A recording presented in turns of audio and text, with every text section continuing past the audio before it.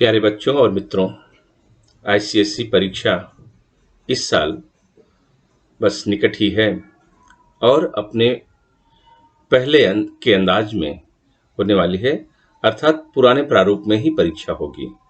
बदलाव सिर्फ grammar section में है थोड़ा सा, जिसमें ग्रामर डायरेक्ट पूछा जाता था, अब उसमें आपको एमसीक्यू पूछा जाएगा। बाकी परीक्षा कोविड के पहले वाली स्थिति में पूछी जाएगी जैसे पहले होती थी। परीक्षा को अगर हम ध्यान से देखें तो आपके साहित्य विभाग में बच्चों की जो शिकायत आती है वो कविता को लेकर के आती है, पद्य विभाग को लेकर के आती है। इस साल कौन सी कविता सुनिश्चित रूप से आएगी ऐसा प्रिडिक्ट करना थोड़ा सा कठिन हो रहा है, क्योंकि पिछले 3 साल से ढंग की परीक्षा नहीं हुई है। लेकिन फिर भी मुझे ऐसा लगता है कि कबीरदास द्वारा लिखी गई साखी महत्वपूर्ण है। तो आपका कविता ज्ञान बढ़े और उस कविता पर विशेष रूप से आप उत्तर लिख सकें, इसके लिए मैं थोड़ी सी कोशिश में कर रहा हूं कि आपको साखी पर प्रकाश डाला जाए। साखी के जो 5 साखियां हैं उन पर प्रकाश डाला जाए। लेकिन उसके पहले मैं कबीरदास के बारे में आपको कुछ बताना चाहता हूं कि कबीरदास कौन थे। कबीरदास एक ऐसे अनपढ़ संत थे जिन पर आज भी पीएचडी के छात्र थीसिस लिखते हैं। आप समझ सकते हो कि उनका ज्ञान कितना प्रखर था, उनमें कितनी काबिलियत थी। कहते तो हैं कि ब्रह्म से सीधे जुड़े हुए कबीरदास मन की अतल गहराइयों में जाकर के सामाजिक जीवन जीने का सूत्र निकाल लाते थे। और उन्हीं सूत्रों में से कुछ सूत्र हमारे यहाँ पर दिए गए हैं जिनको हम पढ़ते हैं। कहा जाता है उनके जीवन के बारे में कि विधवा ब्राह्मणी के गर्भ से उनका जन्म हुआ था। लोक लज्जा के डर से उनकी मां ने उनका परित्याग कर दिया था और वाराणसी के पास में एक लहर तारा है, उसी तालाब में उनको एक मंजूषा में डालकर, पेटी में डाल करके छोड़ दिया था। वहीं पर एक जुलाहा दंपति नीरू और नीमा नाम के थे जो संतानहीन थे। सुबह सुबह कपड़ा धोने के लिए उस तालाब पर गए तो उनको वो मंजूषा मिली। देखा तो बच्चा, ईश्वर का प्रसाद मान करके उन्होंने उस बच्चे को पाल पोस करके बड़ा किया। बच्चा बड़ा हुआ तो अत्यधिक प्रतिभाशाली लेकिन विद्रोही किस्म का था। किसी भी बात को तब तक स्वीकार नहीं करता था जब तक वो तर्कतः सिद्ध नहीं हो जाती थी। बड़ा हुआ तो हिंदू धर्म और मुसलमान धर्म, मुस्लिम धर्म अर्थात इस्लाम में व्याप्त जो बुराइयां थी उस पर कठोराघात उन्होंने किया। रामानुजाचार्य की संप्रदाय से जुड़े हुए गुरु रामानंद उनके गुरु हुए कबीरदास के। और कबीर भक्ति काल में ज्ञान मार्ग के कवि माने गए। तो ज्ञान मार्गी हमारा यह कवि, जिसका जन्म 1398 माना जाता है और जिनकी मृत्यु 1495 ईस्वी में है। काशी में जन्म लेने वाला ये बालक मृत्यु के समय मंगहर चला गया था, जहां कहा जाता है कि मंगहर में मरने पर नर्क होता है, वो कभी स्वर्ग नहीं जा सकता। तो कबीरदास जैसे विद्रोही कवि ने कहा कि अगर मंगहर में मरने से मुझे नर्क होता है और जीवन भर मैंने अच्छा कर्म किया है, तो फिर ईश्वर का क्या न्याय इसमें? ईश्वर का कौन सा निहोरा होगा इसमें? अगर ईश्वर सत्य है और ईश्वर की बताए हुए रास्ते पर मैंने जीवन निर्वाह किया है, मैंने अपना पूरी जिंदगी अगर ईश्वर के बताए हुए रास्ते पर जिया है, तो फिर ईश्वर मुझे नर्क में नहीं रहने देगा, मैं देखता हूं। और वो मंगहर में जाकर के मरे। ऐसे विद्रोही थे। अर्थात वो उस समय समाज में व्याप्त कुरीतियों के खिलाफ आवाज बुलंद करने वाले कवि थे। उनकी ये 5 साखियां यहाँ पर हैं, उन पर मैं प्रकाश डालता हूं। पहला, विश्व प्रसिद्ध उनकी पहली साखी है कि गुरु गोविंद दो खड़े काके लागू पाए, बलिहारी गुरु आपने जिन गोविंद दियो बताए।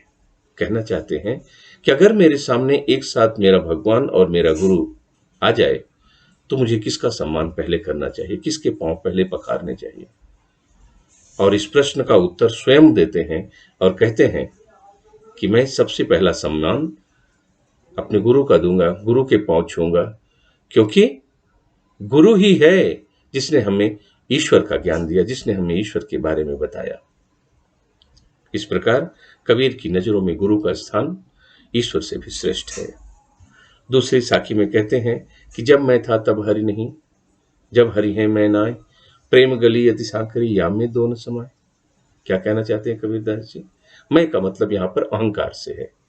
तो जब तक मनुष्य के अंदर अहंकार है तब तक वहां ईश्वर नहीं हो सकता, और जब ईश्वर का साक्षात मनुष्य से हो जाता है तो फिर वहां अहंकार नहीं रचता। प्रेम और ईश्वर एक साथ होते हैं, अहंकार और ईश्वर एक साथ नहीं रह सकता।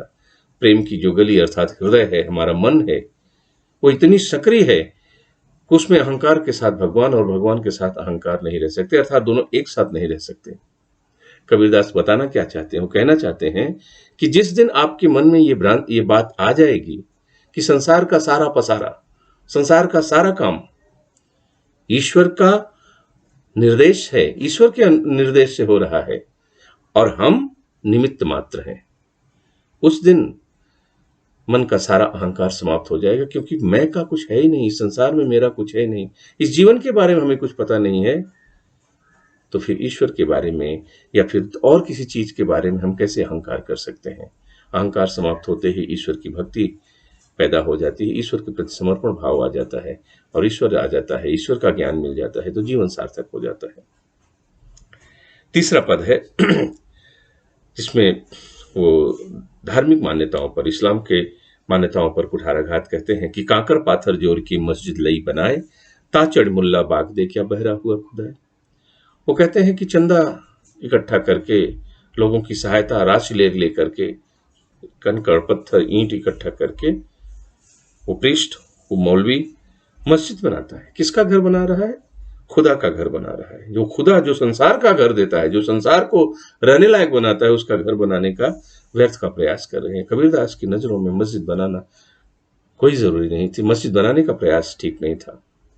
और तो और जब मस्जिद बन गई तो उसकी दीवार पर, उसकी मीनार पर चढ़ करके मुल्ला बाग देता है, कहता है कि खुदा बहरा थोड़ी है कबीरदास की नजरों में।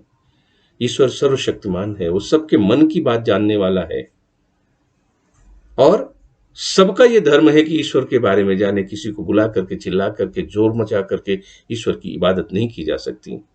उसके लिए तो एकांत और शांत मन की जरूरत होती है। इस प्रकार वो कभी डरे नहीं सामाजिक कुरीतियों के खिलाफ आवाज उठाने में। अगले पंक्ति में उन्होंने हिंदू धर्म की मूर्ति पूजा को पर कुठाराघात उन्होंने किया है। वो कहते हैं कि पाहन पूजे हरि मिले तो मैं पूजू पहाड़, ताते तो चाकी भली पीस खाए संसार। पाहन का मतलब होता है पत्थर। कहते हैं पत्थर की पूजा करने से अगर मुझे परमात्मा की प्राप्ति हो जाए तो पत्थर ही क्यों, मैं पूरे पहाड़ की पूजा करूं। अर्थात उन्होंने मजाक उड़ाया है कि पत्थर में ईश्वर की पूजा नहीं हो सकती, पत्थर में ईश्वर की पूजा से ईश्वर की प्राप्ति नहीं हो सकती। वो कहना चाहते हैं कि ताते तो चाकी भली पीस, चाकी माने चक्की, जिससे अनाज पीसा जाता है और आटा तैयार होता है। वो चक्की उनको ज्यादा महत्वपूर्ण लगती है क्योंकि उस चक्की का पीसा हुआ आटे से सबका पेट भरता है, लोगों का पेट भरता है।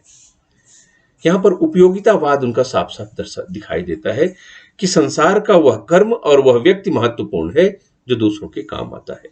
आपका वह काम जिससे किसी की मदद हो वो सर्वश्रेष्ठ काम है, और वह व्यक्ति जो किसी की मदद करता हो वो सर्वश्रेष्ठ है, वो पूज्य है, वह ईश्वर के नजदीक है। व्यर्थ के वितंडावाद में, व्यर्थ के पाखंड में, बुत परस्ती में, मूर्ति पूजा में वो कहते हैं कि कोई उपयोगिता नहीं है। वो कहना चाहते हैं कि भगवान पत्थर में भी है, जबकि कुछ लोग ये क्लेम करते हैं कि भगवान पत्थर में ही है। तो कहते हैं पत्थर में ही नहीं, पत्थर में भी भगवान है और ईश्वर सर्वत्र है।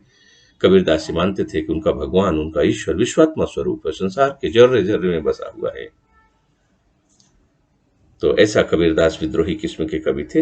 अगली पंक्ति में वो कहते हैं, और अंतिम जो साखी है उसमें वो कहते हैं कि सब धरती कागज करो लेखन सब बन राय, सात समंद की मश करो हरिगुण लिखा न जाए, गुरुगुण लिखा न जाए। कहीं कहीं कहा जाता है, कहीं कहीं हरिगुण लिखा जाता है, तो आपको कंफ्यूज होना नहीं है।